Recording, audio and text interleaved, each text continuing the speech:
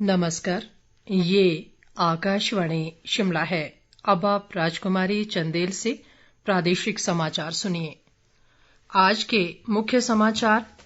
पूर्व प्रधानमंत्री स्वर्गीय अटल बिहारी वाजपेयी को प्रदेशवासियों ने उनकी पुण्यतिथि पर दी भावभीनी श्रद्धांजलि। मुख्यमंत्री जयराम ठाकुर ने स्वतंत्रता दिवस के मौके पर हर घर तिरंगा अभियान को सफल बनाने के लिए प्रदेशवासियों का जताया आभार।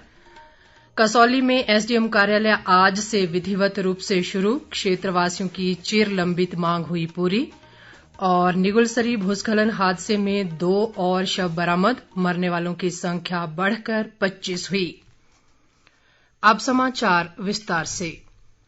पूर्व प्रधानमंत्री भारत रत्न अटल बिहारी वाजपेयी को आज उनकी तीसरी पुण्यतिथि पर प्रदेशवासियों ने भावभीनी श्रद्धांजलि अर्पित की। मुख्य समारोह शिमला के रिज मैदान पर हुआ, जहां मुख्यमंत्री जयराम ठाकुर ने स्वर्गीय वाजपेयी की प्रतिमा पर पुष्पांजलि अर्पित कर उन्हें श्रद्धांजलि दी। मुख्यमंत्री ने इस मौके पर कहा कि वाजपेयी एक महान और दूरदर्शी नेता थे, जिन्होंने दृढ़ संकल्प और दूरदर्शिता के साथ देश के सुशासन और विकास के सपने को साकार किया। उन्होंने कहा कि वाजपेयी कार्यकाल में आरंभ हुई प्रधानमंत्री ग्राम सड़क योजना हिमाचल के लिए वरदान सिद्ध हुई।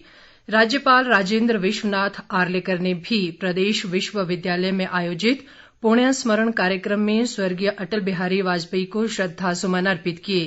प्रदेश भाजपा मुख्यालय दीप कमल में भी वाजपेयी की पुण्यतिथि पर श्रद्धांजलि कार्यक्रम आयोजित किया गया, जहां प्रदेश भाजपा अध्यक्ष सुरेश कश्यप और अन्य लोगों ने उन्हें पुष्पांजलि अर्पित की। उधर लाहौल स्पीति के उदयपुर में आयोजित श्रद्धांजलि कार्यक्रम में जनजातीय विकास मंत्री रामलाल मारकंडा ने कहा कि अटल टनल रोहतांग में स्वर्गीय वाजपेयी के योगदान को कभी भुलाया नहीं जा सकता। मुख्यमंत्री जयराम ठाकुर ने 75वें स्वतंत्रता दिवस को उत्साह और हर्षोल्लास के साथ मनाने के लिए प्रदेशवासियों का आभार व्यक्त किया है। मुख्यमंत्री ने आज शिमला में कहा कि ये दिन हमें उन असंख्य स्वतंत्रता सेनानियों और गुमशुदा नायकों को सम्मान देने का अवसर प्रदान करता है, जिन्होंने देश की आजादी के लिए अपने प्राणों की आहुति दी। जयराम ठाकुर ने लोगों द्वारा अपने घरों, गांवों और कार्यस्थलों में झंडा फहराकर हर घर तिरंगा अभियान में सक्रिय रूप से भाग लेने और उनके द्वारा किए गए आह्वान को सफल बनाने के लिए सभी का आभार व्यक्त किया।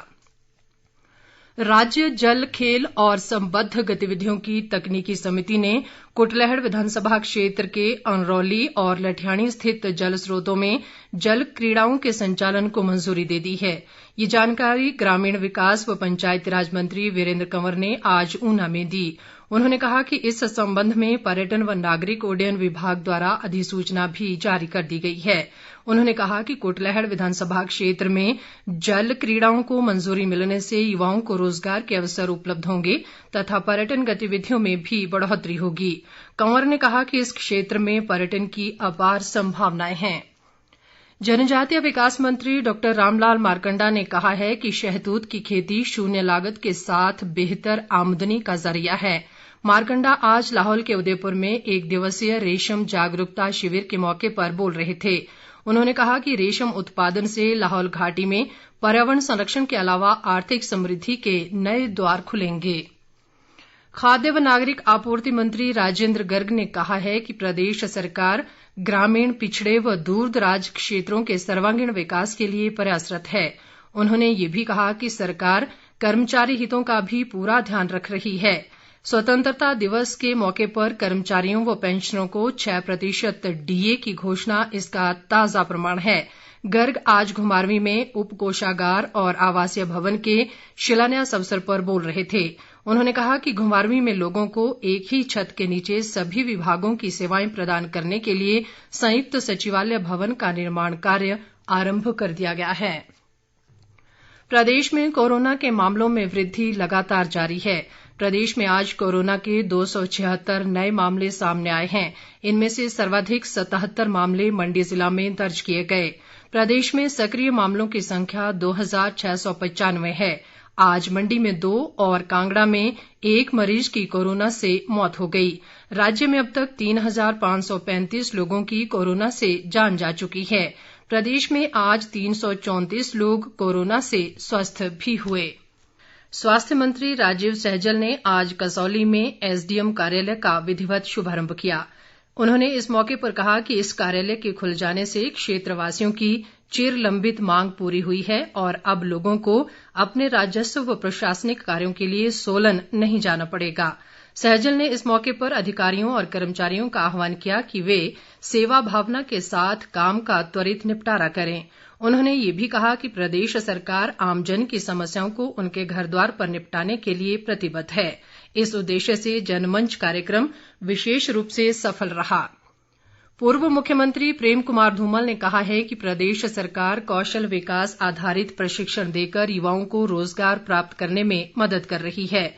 धूमल आज प्रयास संस्था द्वारा अवाह देवी में कौशल विकास के लिए चलाए जा रहे प्रशिक्षण शिविर के समापन अवसर पर बोल रहे थे। उन्होंने प्रशिक्षणार्थियों को प्रमाण पत्र भी बांटे। किन्नौर जिला के न्यूगलसरी में हुए भूस्खलन में मरने वालों की संख्या 25 हो गई है। आज घटनास्थल से 2 और शव बरामद हुए। किन्नौर के उपायुक्त आबिद हुसैन सादिक ने 2 और शव मिलने की पुष्टि की है। उन्होंने कहा कि इस घटना में अंतिम शव मिलने तक खोज अभियान जारी रहेगा। सरकारी आंकड़ों के मुताबिक इस घटना में अभी तक 3 और लोग लापता हैं। 13 लोगों को इस हादसे में बचा लिया गया था। शवों को ढूंढने में मानव और मशीन के अलावा खोजी कुत्तों का भी सहारा लिया जा रहा है। ये घटना 12 अगस्त को घटी थी। अब समय है अमृत महोत्सव क्विज आकाशवाणी समाचार के साथ। श्रोताओं, आकाशवाणी समाचार शिमला द्वारा ये क्विज प्रत्येक सोमवार को इसी समाचार बुलेटिन में आयोजित की जाएगी। आजादी का अमृत महोत्सव।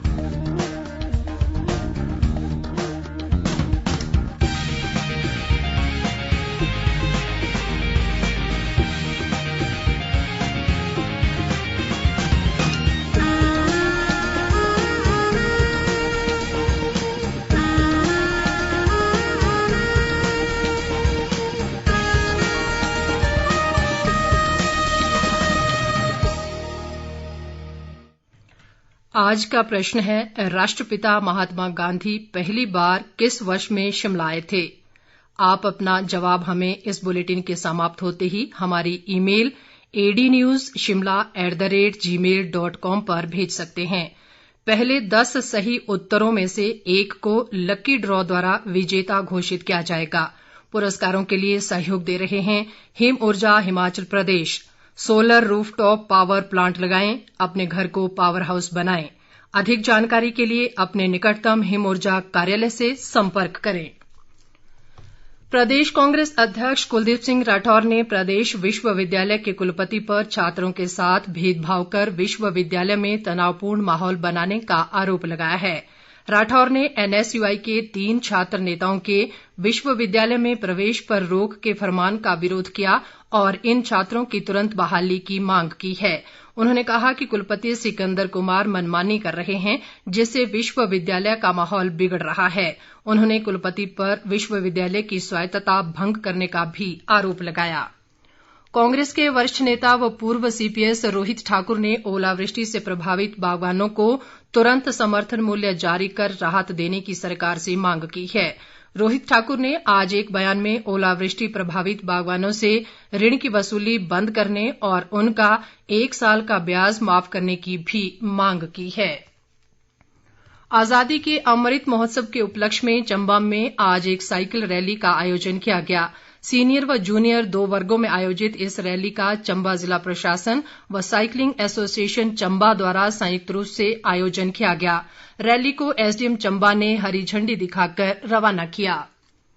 चंबा जिला परिषद के किलोड़ वार्ड के सदस्य ललित ठाकुर ने प्रदेश सरकार से भरमौर के गैर जनजातीय इलाके को जनजातीय क्षेत्र का दर्जा देने की मांग की है। ललित ठाकुर ने आज चंबा में एक पत्रकार वार्ता में कहा कि भरमौर के जनजातीय व गैर जनजातीय लोगों का रहन सहन, बोली और वेशभूषा एक समान है।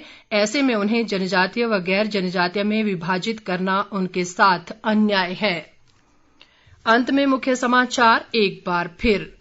पूर्व प्रधानमंत्री स्वर्गीय अटल बिहारी वाजपेयी को प्रदेशवासियों ने उनकी पुण्यतिथि पर दी भावभीनी श्रद्धांजलि।